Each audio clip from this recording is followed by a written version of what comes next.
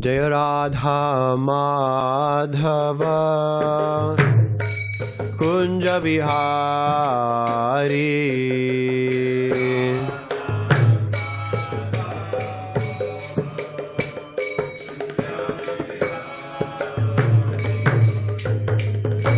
Radha Madhava Kunja Bihari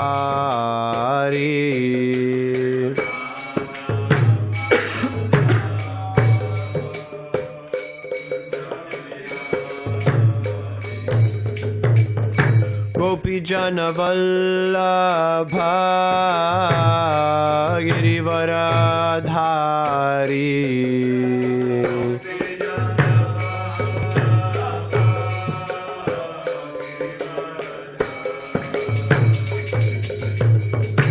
Gopi Jana Vallabha Girivaradhari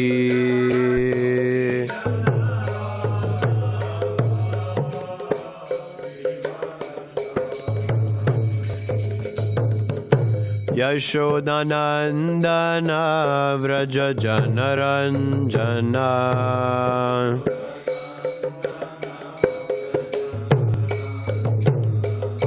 Yashodanandana Vraja Janaranjana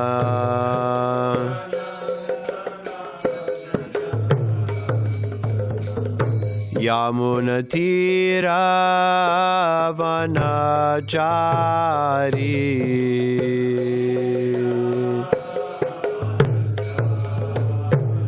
Yamunatira Vanachari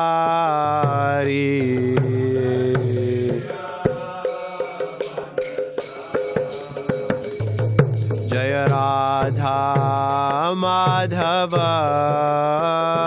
Kunja Vihari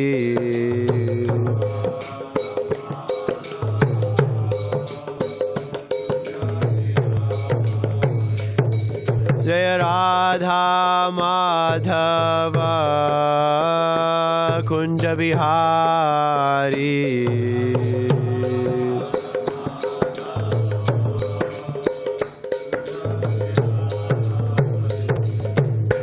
Gopi Jana Vallabha Girivaradhari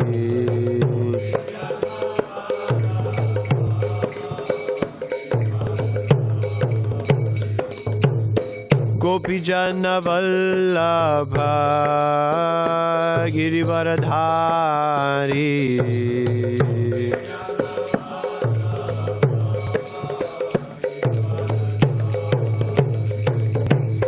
Yashodanandana Vraja Janaranjana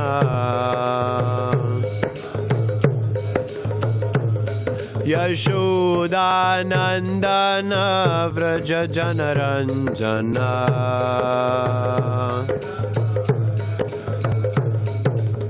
Yamunatira Vanachari Yamunatira Vanachari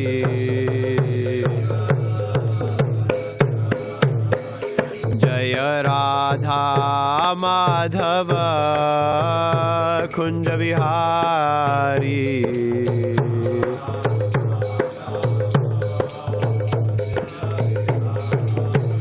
Jaya Radha Madhava Kunja Bihari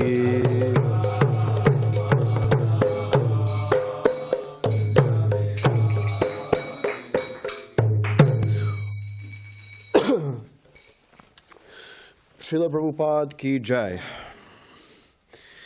Jaya Jaya Sri Chaitanya Jaya Nityananda Jaya Advaita Chandra Jaya Gaura Bhakta Vrinda. Oh, actually, Sankarsana Prabhu, could you get me a CC, Volume 1? Thank you. Jaya Jaya Sri Chaitanya Jaya Nityananda Jaya Advaita Chandra Jaya Gaura Bhakta Vrinda Jaya Jaya Sri Chaitanya Jaya Nityananda Jaya Advaita Chandra Jaya Gaura Bhakta Vrinda. Actually, I realize I don't need. Anyway, he already went. But there's no purport to this anyway. So, anyway, we're reading from Sri Chaitanya Charitamrita Adi Lila, chapter 1, text number 13.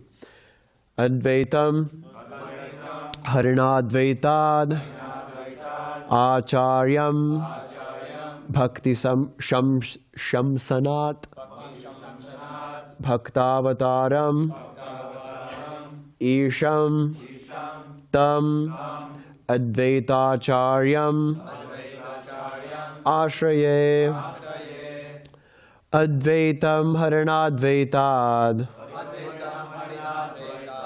Acharyam Bhakti Shamsanat Bhaktavataram Isham Tam Advaitacharyam Ashraye Advaitam Harinadvaitad Acharyam Bhakti Shamsanat Bhaktavataram Isham Tam Advaitacharyam Ashraye Advaitam Harinadvaitad Acharyam Bhakti Shamsanat Bhaktavataram Isham Tam Advaitacharyam Ashraye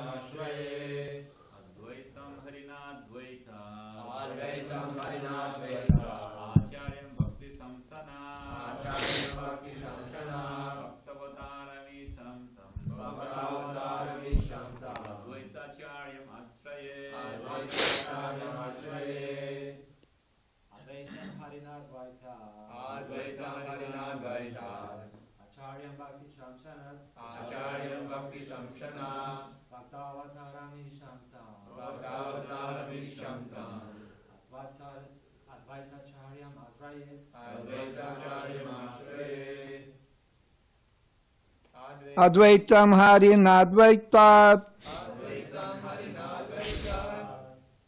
Acharyam Bhakti Shamsanat Bhaktavataram Isham Tam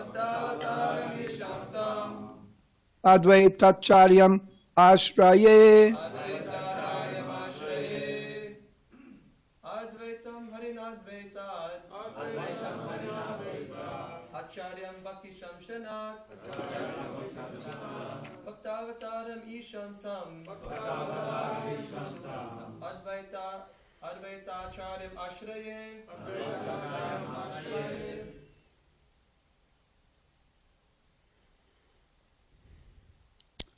Anybody else online?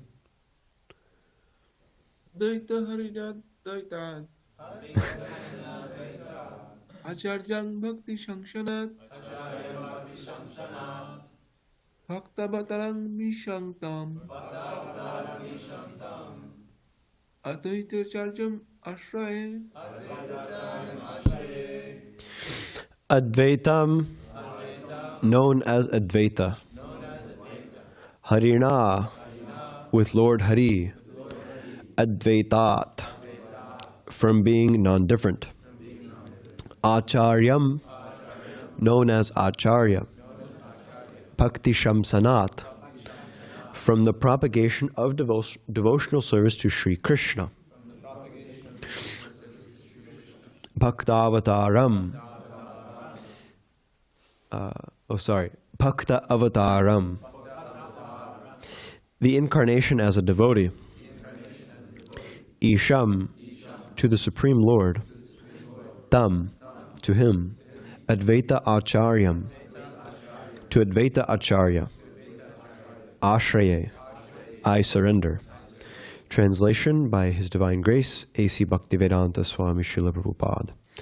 Because he is not different from Hari, the Supreme Lord, he is called Advaita. And because he propagates the cult of devotion, he is called Acharya. He is the Lord and the incarnation of the Lord's devotee. Therefore, I take shelter of him. Om Ajnanatimirandasya Jnananjana Shalakaya Chakshurunmiritam Yena Tasmai Shri Gurave Namaha. Sri Chaitanya Manobhishtam Sthapitam Yena Bhutale Svayam Rupakadamahyam Dadati Svapadandikam Vandeham Shri Guru Shri Utapadakamalam Shri Gurun Vaishnavamsha Shri Rupam Sagrajatam Sahagana Raghunathanvitam Tam Sajivam Sadvaitam Savadhutam Parijana Sahitam Krishna Chaitanya Devam Shri Radha Krishna Padan Sahagana Lalita Shri Vishakamitamscha Namo Om Vishnu Padaya Krishna Preshtaya Bhutale Srimati Bhaktivedanta Swami Nityanamine Namaste Saraswati Deve Gauravani Pracharine Nirvishesha Shunyavadi Pashtati Deshatarine Jai Shri Krishna Chaitanya Prabhu Nityananda Shri Advaita Gadadhara Shri Vasadi Gaura Bhakta Vrinda Hare Krishna, Krishna Krishna, Hare Hare, Hare Rama, Rama Rama, Hare Hare. Hare Krishna. So today is the appearance day of Sri Advaita Prabhu, Advaita Acharya Prabhu. This is a verse that Srila Prabhupada, at least I'm aware of one occasion that he spoke on Advaita Acharya's appearance day. Please excuse my sniffles and my voice. I'm getting over a little bit of sickness. But as we're hearing in this verse, as we read in this verse, Advaita Acharya, he's Bhaktavataram, he's the incarnation of the Lord's devotee. So in the Panchatattva, there's Panchatattvatmakam Krishnam Bhakta Rupa Swarupakam Bhaktavataram Bhaktakyam Namami Bhakta Shaktikam. So you have Krishna, who's in his Bhakta Rupa, as Chaitanya Mahaprabhu. And then you have his Swarup, or his, in this case kind of indicates an expansion, as Nityananda Prabhu, Nityananda Swarup, he's also called. Swarup is his brahmachari name. And then you have, I got too many books here. And then you have Bhaktavataram, Advaita Acharya. So Advaita Acharya, he's the, I'll speak a little bit about Advaita Acharya Tattva. Advaita Acharya is Mahavishnu. So you have Krishna, and from Krishna, the first expansion from Krishna is Baladev, or Balaram. From there, Balaram expands into the first Chaturvyuha for Sankarshana, Aniruddha, Pradyumna, and Vasudev, sorry. And so from Sankarshana, from that first Sankarshana, in the first Chaturvyuha, one of the expansions is Narayana, or Mahavishnu. So this Mahavishnu incarnated as Advaita Acharya in Gaura Lila. So it's described, I think Sri Damodar Goswami describes that there's one Mahaprabhu, Chaitanya Mahaprabhu, and then there are two Prabhus. So there's two Vishnu Tattvas besides Chaitanya Mahaprabhu in the Panchatattva, and that's Nityananda Prabhu and Advaita Acharya Prabhu. So Advaita Acharya Prabhu is a portion of Nityananda Prabhu. And so both of these two Prabhus are servants of Chaitanya Mahaprabhu. So Advaita Acharya Prabhu is a very powerful personality. Of course, he's Mahavishnu, so he must be very powerful. He's an extremely powerful personality, and he plays a very integral role in Mahaprabhu's Lila, in so far that he actually was the one who called Mahaprabhu to incarnate. He was born in a very high-class Brahmana family, as many of Chaitanya Mahaprabhu's associates were. Some of them weren't, most notably Haridas Thakur and others. But yeah, he was born in a very high-class Brahmana family. His father was a Raja Pandit. His name was Kubera Pandit. And he was, Raj Pandit means he was like like a court scholar. So he was like the king's, like a scholar, a pundit for the king in Lodagram in what's now Bangladesh. So he, excuse me. Excuse me. So yeah, he was born in a very high-class Brahmana family, which is relevant to much of his, to many of his pastimes, which we'll get into. His childhood name was Kamalaksha. Kamalaksha means he has lotus eyes. Kamalaksha Mishra was his last name. And there's some, I've heard some pastimes of Advaita Acharya as a child. I don't know exactly where they're from, probably from, there's one biography of Advaita Acharya called Advaita Prakash, which my understanding, I think Bhaktisiddhanta Saraswati Thakur says, maybe it's not Bhaktisiddhanta Saraswati Thakur, but at least I've heard that it's not accepted as bona fide because there's some Mayavad Ramapti Prabhu. You've heard this before, Advaita Prakash? Yeah. So anyway, it could be from there, but then again, who knows? There's some pastime with him and Durga as a child, but my understanding is that not so much is known about his childhood pastimes. His parents, though, died when he was very young. So when they, not super young, but when they left, he traveled to Gaya. He did his father's Shraddh ceremony and his mother's Shraddh ceremony. And he then traveled to many holy places around India. But when he got to Vrindavan, he especially became infatuated, you could say, with Krishna, with worship of Krishna. Of course, these are all pastimes. He was already, of course, a devotee of Krishna. It's not that he's like a sadhana siddha or something. So, but yeah, he especially started manifesting his pastimes as a bhakta when he arrived in Vrindavan. And so yeah, eventually he married. He had 2 wives, one of which you don't hear much about. Her name was Shri, and then one other wife, Sita, who's more well known. Sita is Yogamaya. She's Yogamaya, personified, the personification of Yogamaya. And then Shri is her Prakash expansion. I don't know so much about Shri. I haven't heard so much about Shri. That's all I really could find about her, is that she was from Gorganadeshti because she's a Prakash expansion of Yogamaya. But anyway, he had 2 residences, one in Navadvip, very close to Srivas Thakur's home, which you can still go. I mean, the actual home is not still there, but there's 2 very small, temples, basically, very small temples. They could fit in this room, both of them together. And one is, Advaita Bhavan, one is, Srivasa. Well, I guess Srivasangan is a little bigger. But, Advaita Bhavan is just right there. There's 2 next to each other at Srivasangan. What's the other one, though? There's Srivasangan, and then there's Advaita Bhavan, and then there's, I forget, Anyway, then there's one next to it, too. So, he lived very close to Srivas Thakur, and then he had one other residence in Shantipur. So, in this residence in Shantipur, actually, this is the first place where Mahaprabhu came after he took sannyas. He was trying to go to Vrindavan, but there's a whole pastime. Nityananda Prabhu cheated him, and he took him to Shantipur, which we'll talk about more. One other thing that happened in Shantipur is that Advaita Acharya, he accepted Madhavendra Puri as his spiritual master. when Madhavendra Puri was sent by Gopal to collect chandan all around, from everywhere. He was doing kind of like Madhukari, begging chandan. He stopped in the home. He went through, through Bengal, and he stopped in Shantipur, and he stayed at the home of Advaita Acharya. And when he stayed there, Advaita Acharya, he was very impressed with his level of devotion to Gopal. And so he took initiation from him, from Madhavendra Puri. So he was a god brother of Mahaprabhu's spiritual master, Ishvara Puri.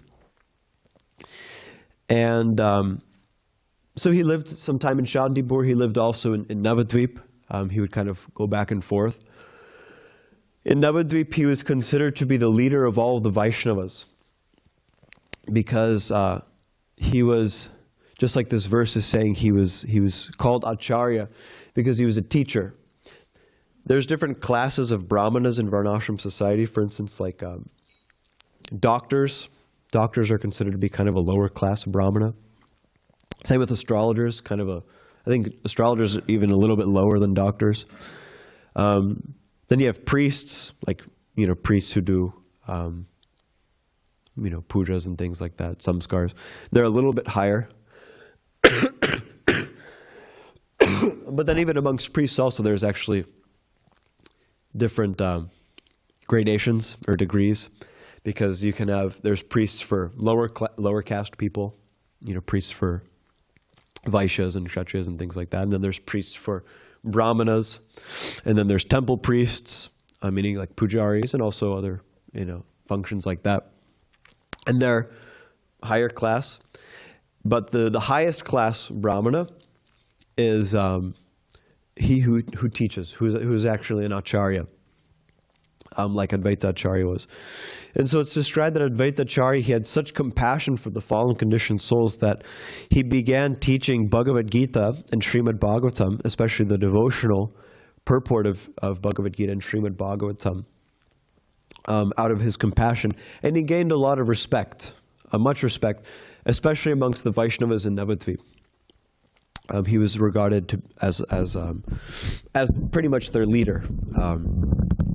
He was the foremost of the Vaishnavas, and so they would all gather at his home for kirtan, for katha, Bhagavad Gita katha, Bhagavatam katha.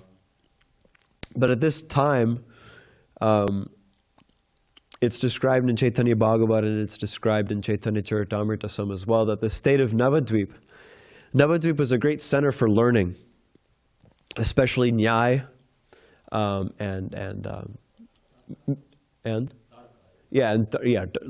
logic and Tarka, and some Mimamsa also was there, and there was Shaktas and Muslims, as there still are. So all of these things these different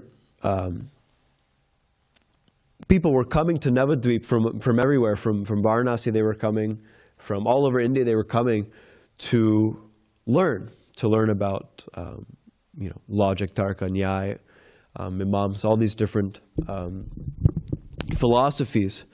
Very learned people were coming, but it's described that people were so absorbed.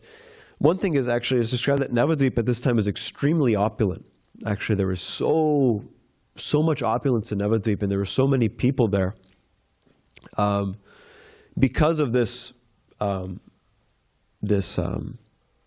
education that was going on there. There was a lot of money. There was a lot of people always constantly traveling through, big personalities who were there. But the Vaishnavas who were there were feeling very discouraged, because although all of this learning was going on, there was no devotional service at all. It's described that kirtan or even the name Krishna or the name Bhakti actually was practically unknown to the people in Navadvip at that time. So Chaitanya Bhagavat also describes that the Vaishnavas were kind of in their own little group. They were kind of cut off from everybody else. Specifically, it says that they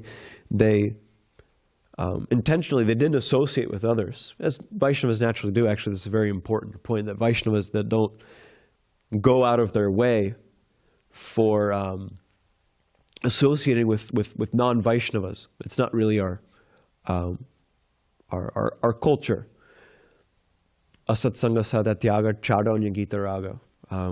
Narottam Das Thakur says, he said, give up all the association. Of course, there's other verses you could quote too. Give up the association of non-devotees. And he also says, give up listening to any non-devotional music, he says too. So the Vaishnavas, they didn't associate with outsiders, but they felt like the whole world around them was on fire. And they felt like, they felt like they didn't have anybody that they could speak with. Imagine such a feeling, like you feel like the whole world around you is on fire and you can't tell anybody about it, You feel like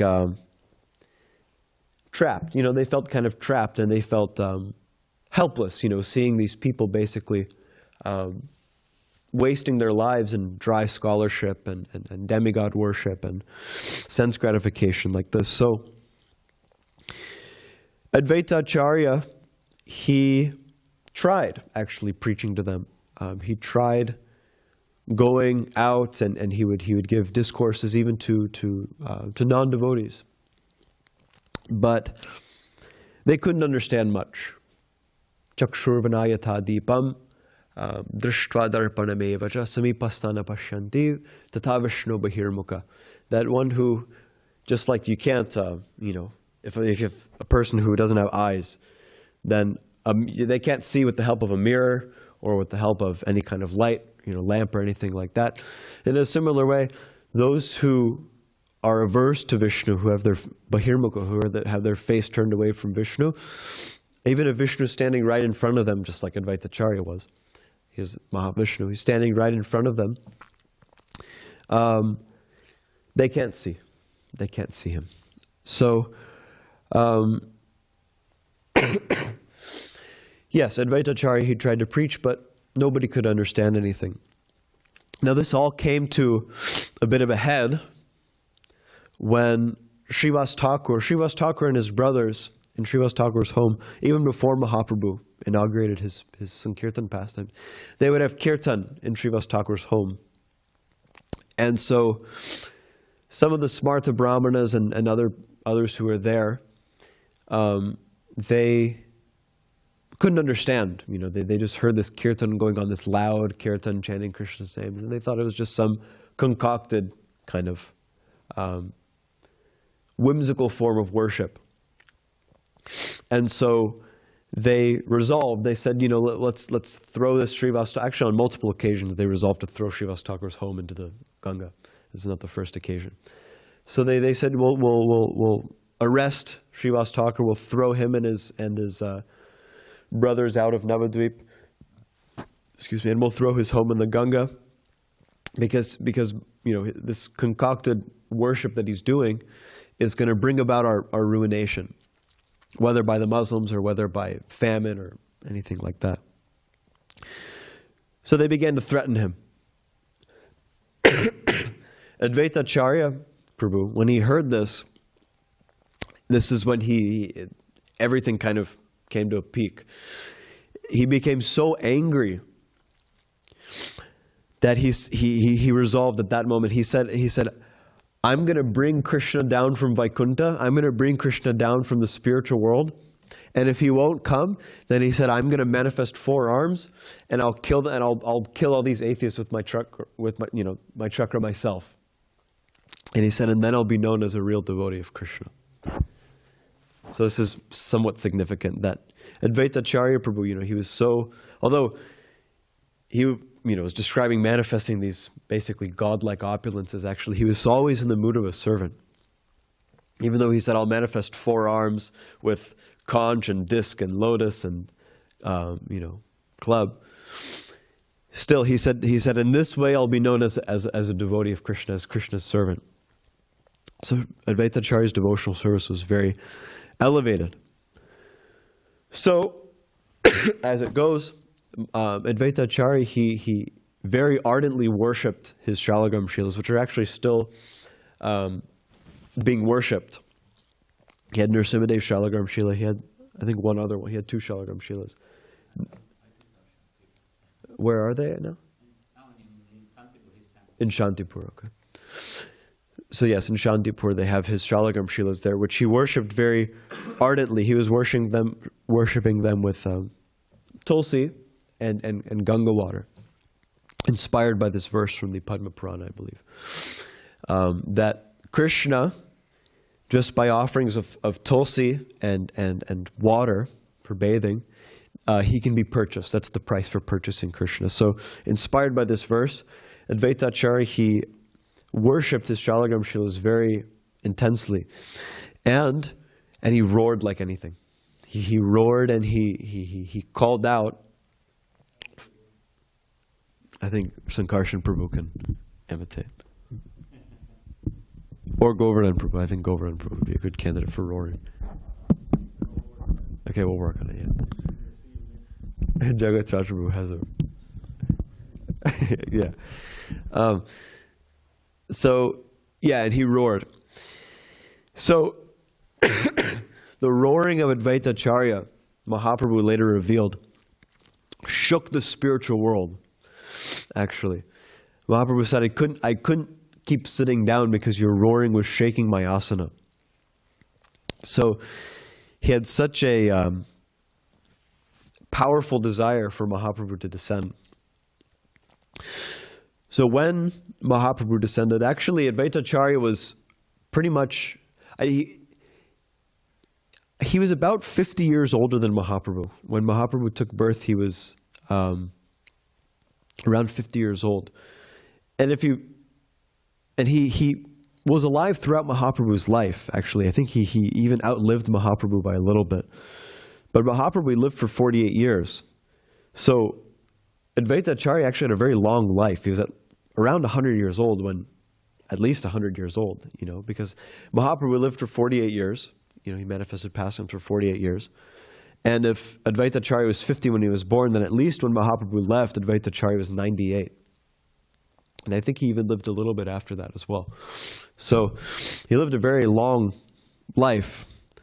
So when Mahaprabhu advented, he was a little older than Jagannath Mishra, than his father.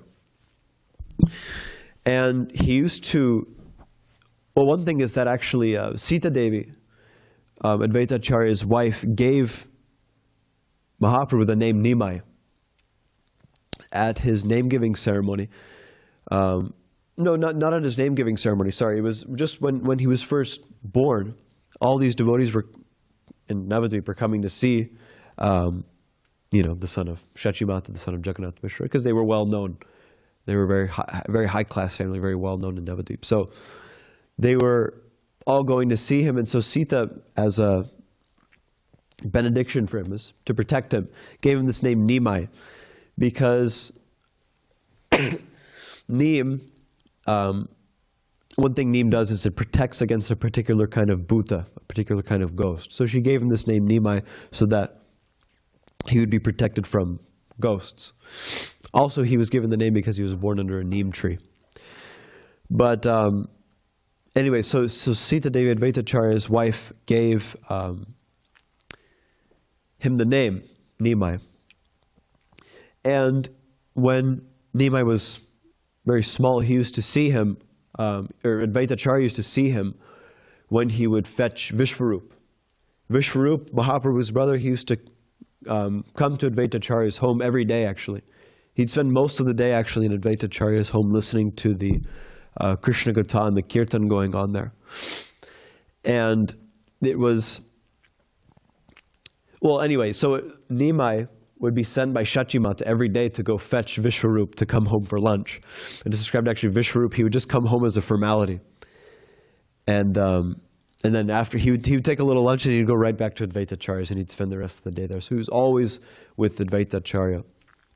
And Nimai, he would come there, it was described he would come there, like, in India this is a common thing. But he would come there naked.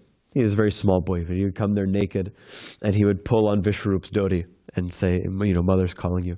And then it said that Nimai would hold on to Vishwarup's dhoti as they walked home. So he would see him very often, every day. He would see him. And Advaita Acharya, he had some feeling. He said, this isn't a normal boy. He said he knew that there was something different about this boy.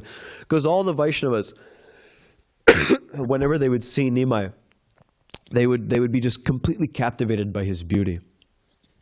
And Advaita Acharya, he had a little bit of, he was a little bit conscious of this. And he would say, there's something abnormal about this boy. And so, when Vishwarup took sannyas, all the Vaishnavas, although they were elated in one sense, they were very distraught also. They were very, they felt a lot of separation from Vishwarup because they'd grown very attached to him, attached to Vishwarup. But Advaita Acharya, he assured the Vaishnavas there, Srivas Thakur and Gadadhar and the others, that he said, my feeling is that Krishna's actually already come. My feeling is that Krishna's actually already invented himself. So we don't have to worry about anything. Let's continue. Because they had even, they were even talking about, well, we may as well just give up our lives. Vishwarup was our only hope. We may as well just give up our lives. And so he said, no, let's keep carrying on. My feeling is that Krishna's actually already come. So at that time, at that moment when they were speaking like that, they said, let's have kirtan. So they had kirtan, and they were chanting the names of Hari. And then Nimai again, he walks in. Just alone, just out of the blue, he walks in. He's naked, he's covered with dust like that. And so Advaita Prabhu, he asked him, he goes, why have you come here? And Nimai goes, why'd you call me? And then he left. So this is the first kind of indication, And so, as Nimai grew up, Advaita Acharya, and even as throughout Mahaprabhu's life, he had a very respectful relationship with Advaita Acharya. He respected him because he was a godbrother of his spiritual master. There's a number of devotees, actually, Paramananda Puri and others, who Mahaprabhu had a very reverential relationship with. Although it wasn't, you could say, unconditional or infallible, because Mahaprabhu often did also break these kinds of things. There's one especially notable pastime with Advaita Acharya that I'll tell. But so anyway, like this, things were going on in Navadvip, and then one day, Advaita Acharya got word from Ramai Pandit, who was sent by Mahaprabhu himself, that actually he was being called by Krishna, because Krishna had invented himself as Nimai Pandit, and he was being called to worship him. So a very notable pastime here occurred, that Advaita Acharya, he wanted to test, to make sure that this was actually his Lord. And so he did as many of the residents of Navadvip, and he went and he hid in the house of Nandanacharya. Nandanacharya was like the what do you say, like the cool down spot, like sometimes criminals, they have like a spot like where they kind of like lay low. So Nandanacharya was like the spot in Navadvip where Nityananda Prabhu also went there.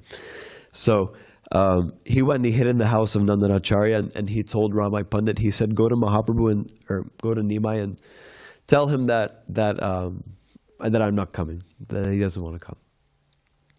And so Ramai Pandit went there, and he said, he started speaking to Mahaprabhu, and Mahaprabhu said, he's hiding in the house of Nandanacharya, okay, just bring him here, He said, no, none of these games.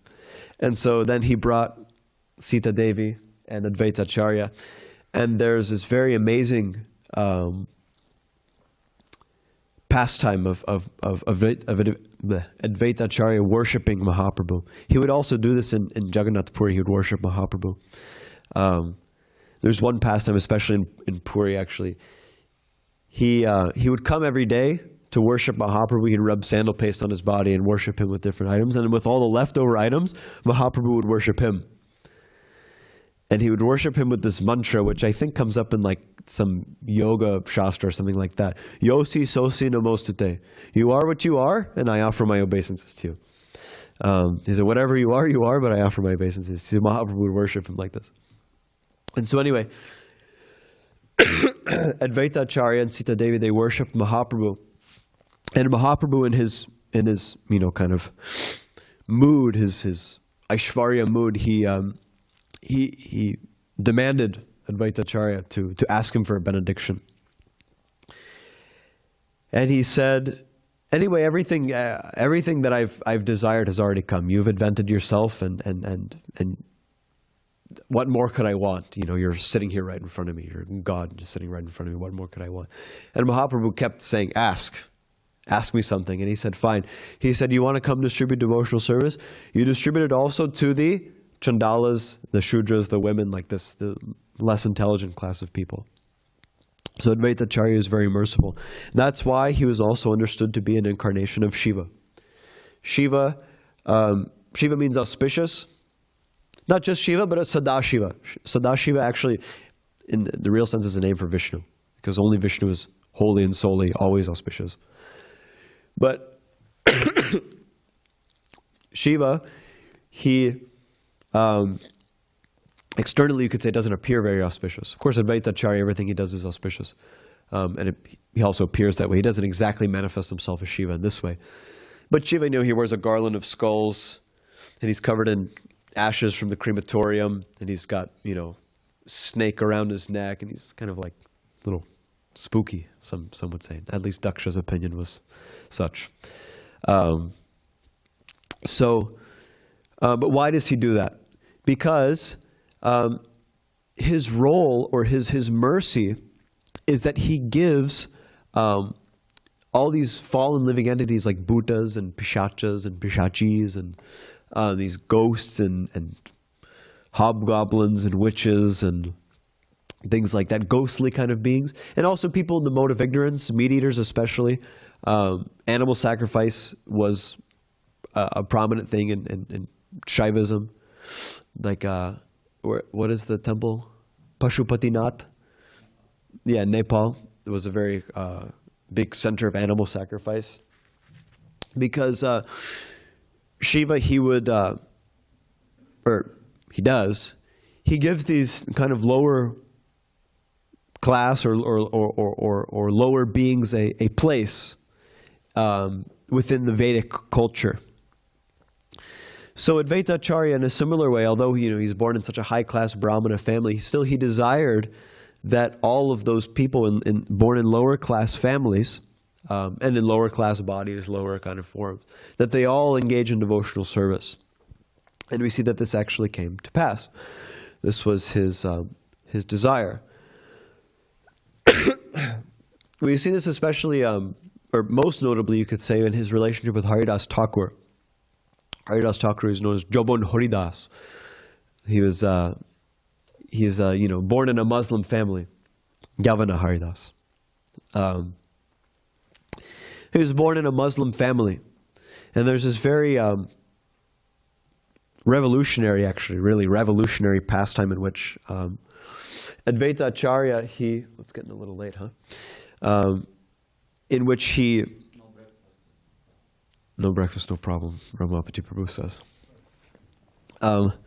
In which he fed the Shrad Patra, for one's forefathers, one performs Shrad, particular kind of ceremony, and you offer Pinda and Tarpana and all these different things. And then at the end, you offer a meal to some brahmanas, kind of like ritual meal.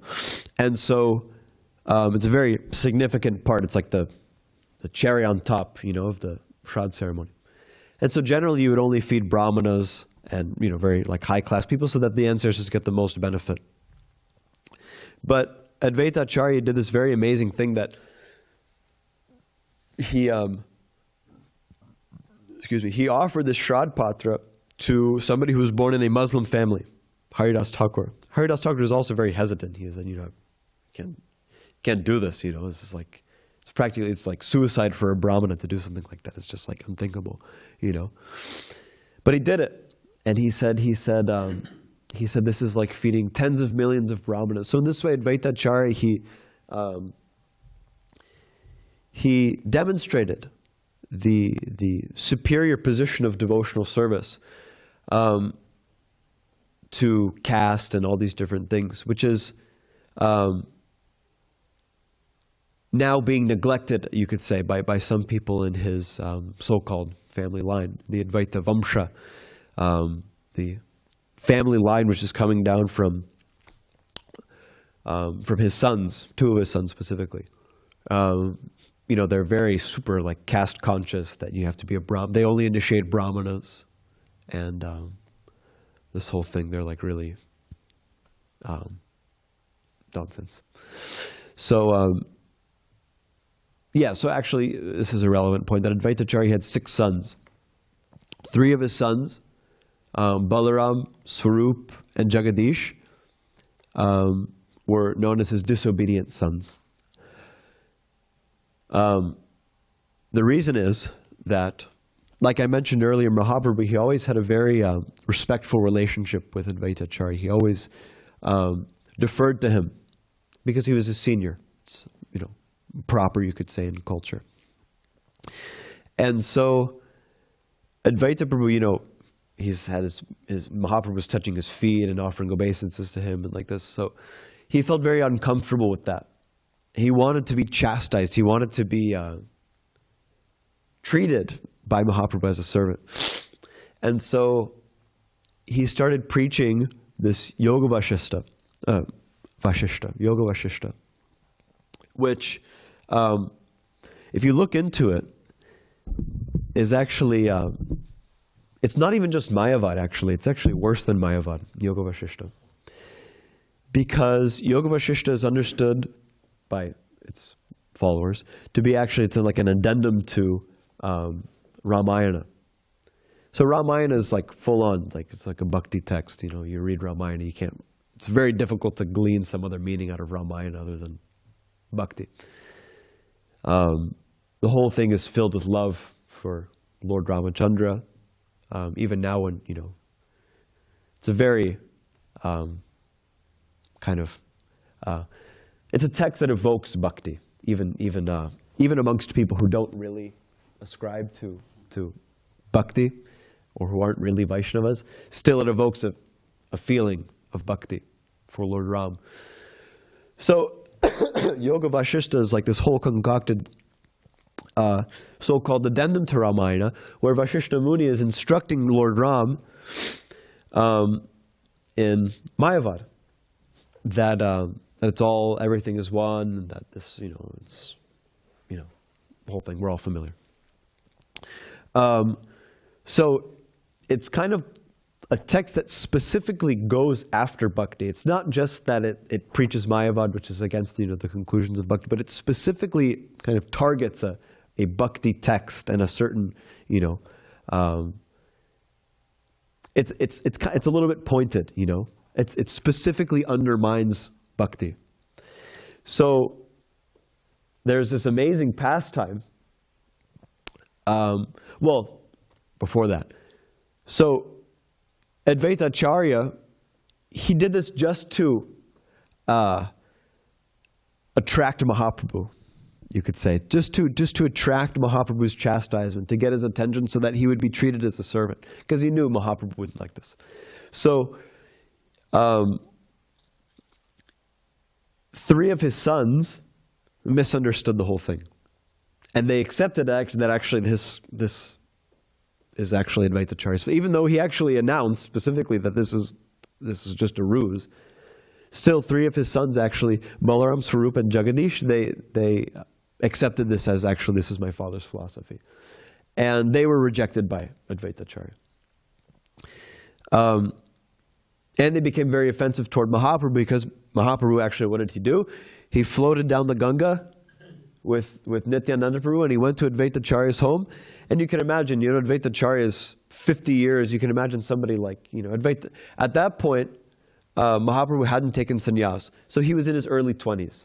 And Advaita Acharya was in his early 70s. So this young man, big guy, Mahaprabhu was like 7 feet tall, strongly built, golden form, beautiful form. And he comes to this old man's, early 70s old man's house, and he starts beating him, physically assaulting him, And so later, the 3 sons, Balaram, Swarup, and Jagadish, who were rejected by Advaita Acharya, they became very offensive toward Mahaprabhu. They actually said that the reason that Mahaprabhu was crying so much and this and rolling on the ground is actually because it was his sinful reaction for offending Advaita Acharya. That was their interpretation. Pasyanapida pashyati.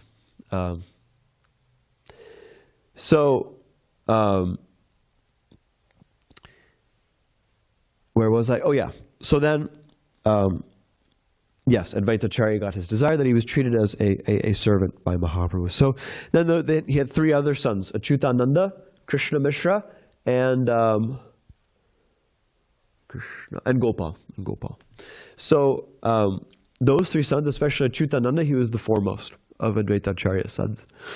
And he would accompany, all the sons would accompany Advaita Acharya would accompany Advaita Acharya to go see Mahaprabhu in Puri every year. And there's one specific pastime with Gopal that during the cleansing of the Gundicha temple, Gopal, he was a very young boy and he was dancing in ecstasy, just completely ecstatic.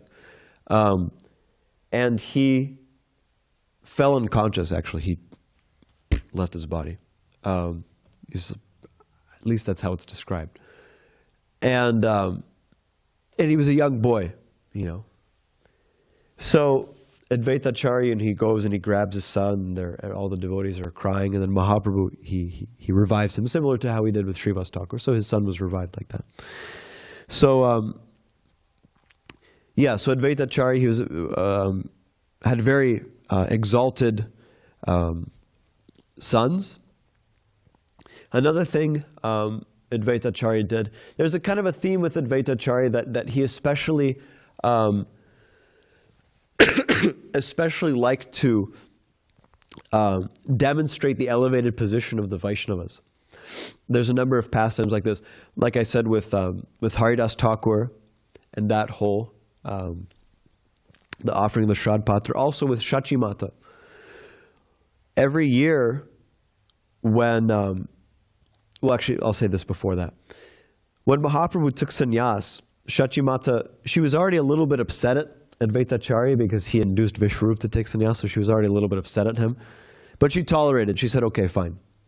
But then when Vishwambar took sannyas, then Shachi Mata, not externally, but at least in her mind, said, this Advaita Acharya, he's just a nonsense. He's just actually she said, his name should be Dvaita, because he's splitting up our family, Dvaita means 2. Advaita means 1. So she criticized him in his mind. So when Mahaprabhu exhibited or manifested his Mahaprakash passing, this 21-hour demonstration of his godly opulence, they asked if they could bring Shachi Mata, because Mahaprabhu was giving benedictions to all these devotees, all the devotees in Navadvip. And so they asked if they could bring Shachi Mata, and Mahaprabhu said no. Until she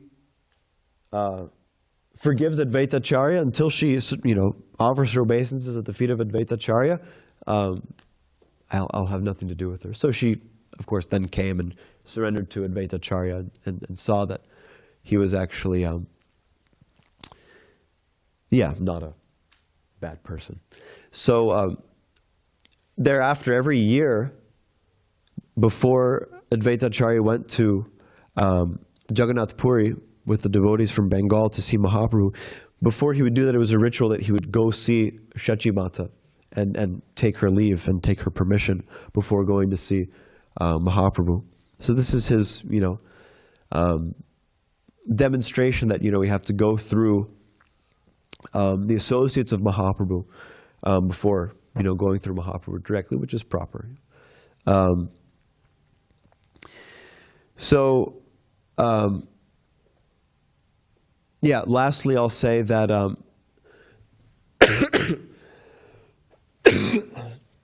Advaita Acharya, he, like this verse is saying, he was called Acharya because his only desire was to see that everybody be engaged in devotional service, as I mentioned a little bit before.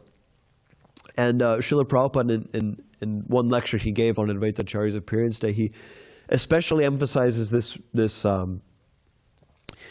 word Acharya and Advaita Acharya's role as Acharya, saying that Acharya means one who's always trying to expand the number of devotees. Just like nowadays, as I was saying, that this Advaita Vamsha, it's all this whole caste conscious thing, that Brahmanas, only Brahmanas have access to whatever, this thing or that thing, and initiation and all this. Advaita Acharya, he wanted that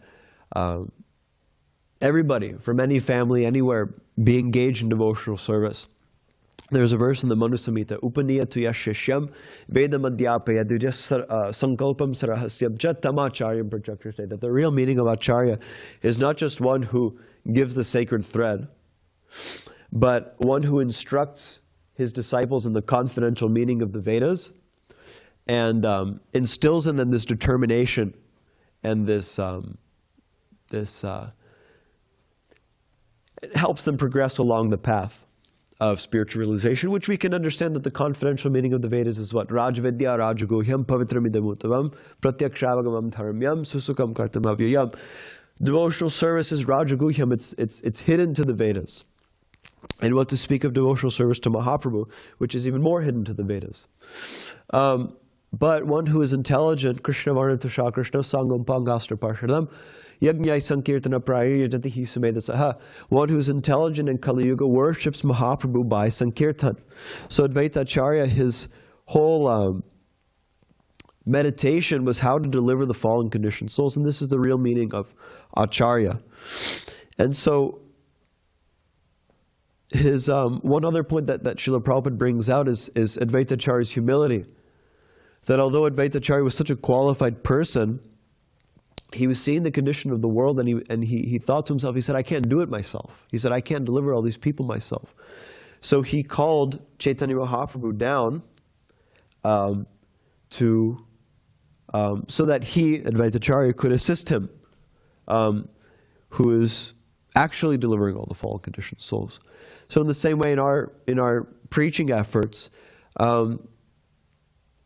Chaitanya Mahaprabhu is the one who makes them successful. It's not that we are, the ones who are going around and delivering people by our causeless mercy, but actually, Mahaprabhu is the one who is facilitating and giving the fruit of our preaching activity. So Advaita Acharya, Srila Prabhupada brings out that Advaita Acharya had this vision. So when this purpose was accomplished, Advaita Acharya, he sent a riddle with Jagadananda Pandit. He said that, something along the lines of, he said, tell the madman that everybody's gone mad, that there's no more rice in the market, and tell him that another madman has said this. And so this is understood that he was saying to Mahaprabhu that you've done your, you've accomplished the purpose of your incarnation, the reason why I've called you here, so you feel free to do as you will at this point. So in this way, Advaita Acharya, he also sent Mahaprabhu off to the spiritual world.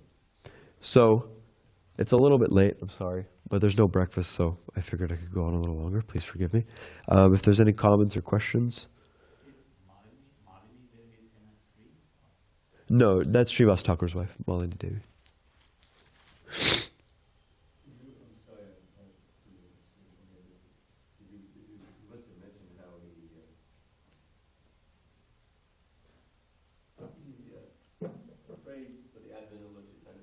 Yeah. Okay, that was perhaps the most famous. Yeah.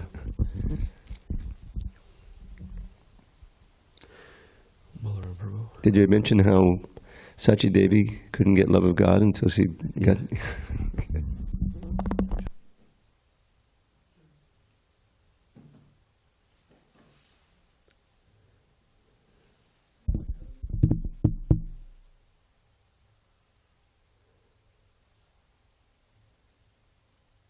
So, Advaita Acharya,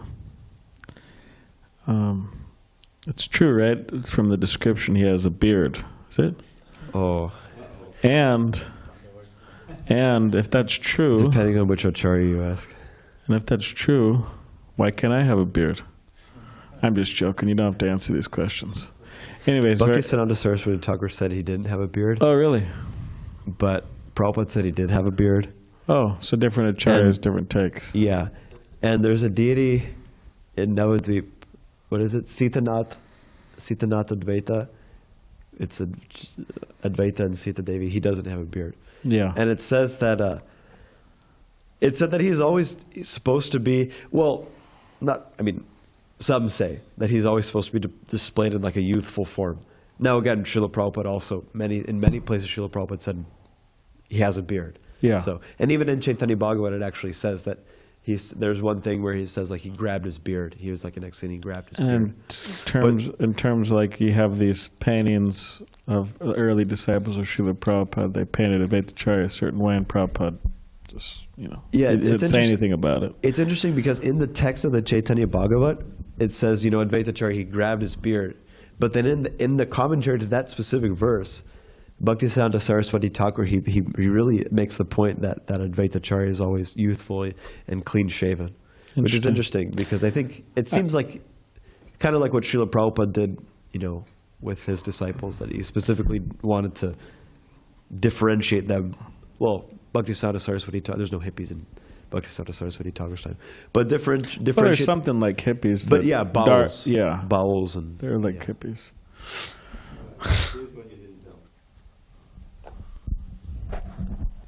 Sorry. 1975, when the CC came out, that was the big marathon. Oh. So, Jayadvaita Das Brahmachari at the time, he was Prabhupada's main editor at that point, and he was troubled by one thing, and that is that we have these 4 defects that you make mistakes, you have imperfect senses, and all these things. And the Acharya is meant to be beyond those. You have to find someone who's beyond those 4 things so you can take shelter of and all this and that. So he went on a morning walk. Now the morning walks in Mayapur especially were pretty exclusive. You had all the sannyasis, everyone there, GBC, and they generally weren't proud. But then Jayadvaita Das Brahmachari, was not so famous then, he got himself on that walk because he had to ask Prabhupada this question.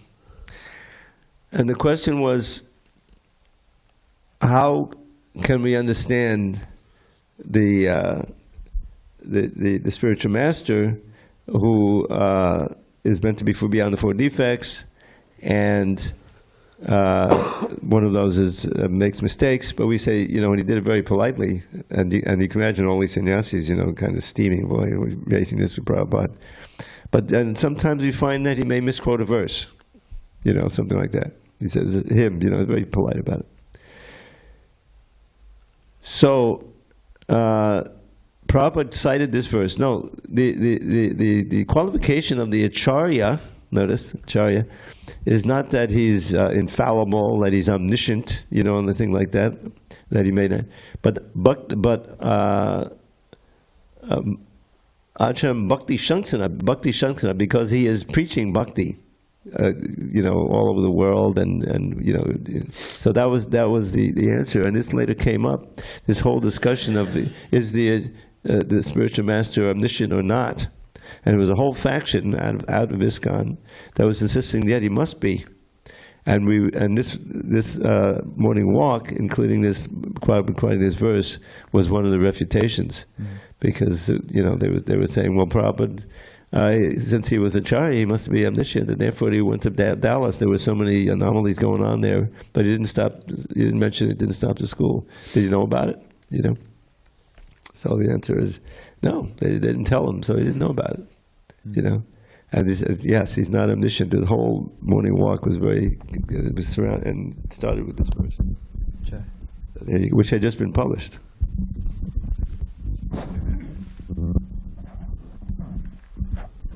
Nice.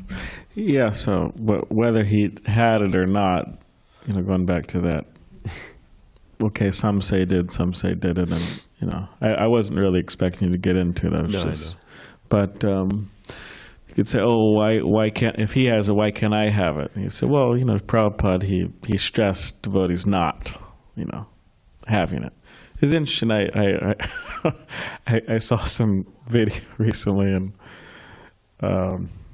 it was like an interview between, it was obviously a, what do you call it, a staged interview between Sri Krishna Chaitanya Swami, you know, the old trumpet player. Yeah. Sri Krishna Chaitanya Swami. Ekalavya. Ekalavya. So it was him, and then there was one young, you know, man. Right, they were in India as a staged interview, but the young man said something like, "Oh, Maharaj, you know, I'm thinking about getting a beard. You know, what do you think, Maharaj?" And whatever, I'm